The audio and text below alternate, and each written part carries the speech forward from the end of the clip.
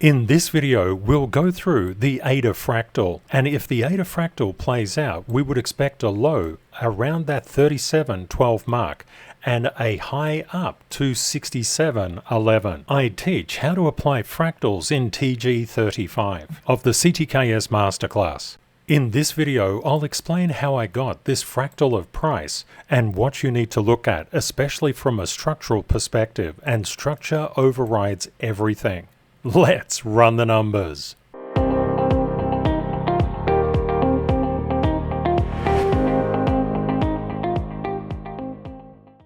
When the spot Bitcoin ETF was approved, we saw a retracement inside ADA, and it was quite a retracement, literally 24%, but then we saw an 82% rally. We've just had the Ethereum spot ETF approved. Will we see a 24% retrace and this kind of price action as acknowledged by this fractal, or will we see something else? Right now, the fractal is holding out quite well. But remember, fractals don't predict the price, they just say this happened in the past, so we can be aware of the wavy nature of price. But if this fractal actually does play out, we would expect on the 26th of July for ADA to close at 67.11 and at the 5th of June to achieve this 37.12 mark. Just zooming in a little bit more, we can see that the ADA fractal, price fractal, has been playing out reasonably well. One thing to bear in mind, the fractals just say this occurred in the past. It doesn't necessarily mean that it will occur in the future, but it is certainly a pretty good thing to look at. What is decisive is what actually happens inside structural levels. What we're going to do now is just to zoom into this area, pop on the structural indicator so that we can understand what's actually occurring inside here. And you'll notice one thing about the structural indicator when it's popped on. The lines are drawn through two levels of standard certification. Also, the lines are not permanent. They adjust and reflect price updates through a thing called Objective Dynamic Market Structure, or ODMS. With the fractal on, we're going to put in the structural levels through the indicator, but what I've done here is just to show you the values of either structural support always exists below the current price, and resistance levels, these are structural levels, they exist above the current price. But also, when you go back into periods of time, it just depends where the price you observe is in relationship to these particular levels. I'll explain that a little more. Okay, let's pop on the indicator and see what's cooking. What we can see currently is that ADA's price was at that 46.60 mark and then rallied through that 48.74 structural resistance, because this was support and that was resistance, but we didn't get a confirmation above.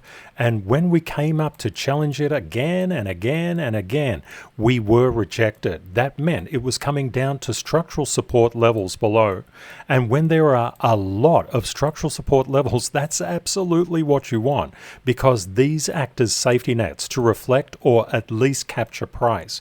And what we've seen is a bit of a consolidation case for ADA. We broke above this 46.60 structural resistance level, but unfortunately we couldn't confirm it as support and moved back to the 48.74. We've also seen that we've come down quite a few structural levels, and we're starting to get very close to that 45.16 mark. A lot of people, when they look into any specific market, they just say, well, what caused this sell-off? What caused that sell-off? It was the failure to just convert this structural resistance into structural support. Now, what do you do if that happens? You just be aware of where the structure is below. And if you've got a lot of levels of structural support below, that is a safety net, and that will capture price action 9 out of 10 times. Unfortunately, what typically happens is people have no idea of structure and they don't know where it is. They don't know if it's passing or failing, and they have no idea as to where things could go. If you're flying blind inside the market, you're literally flying blind without knowledge. You must have your knowledge if you want to be profitable. If you'd like to get the structural levels on ADA, you can just pop across to CTKSMethod.org and you can pick up all of these other structural indicators if you would like. As you spend more and more time inside financial markets, and doesn't matter what you look at, you could be looking at gold or oil or total crypto market cap, Bitcoin, silver, it doesn't matter, any of the stocks, you will find that CTKS structure, those lines determine the price waves, just like I'm showing you on Doge. When you see it, it just can't be unseen.